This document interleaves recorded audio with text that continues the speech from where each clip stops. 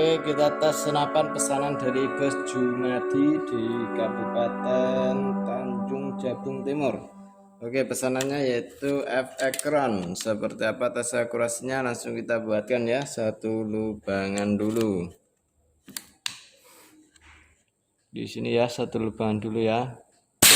Sudah, di situ sudah ada satu lubang, tinggal kita tambahin lagi.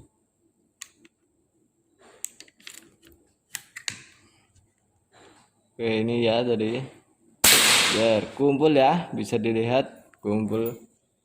Di situ kita tambahin lagi.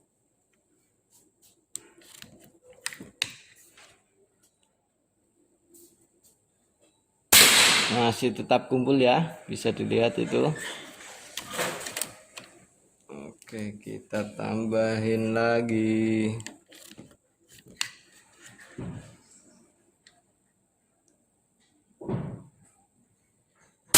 Oke ya, masih kumpul. Kita tambahin lagi kawan.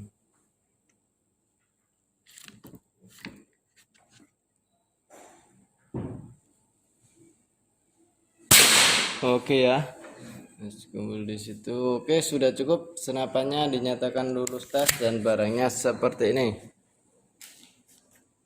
Ini ya, ini papornya pakai papor klasik.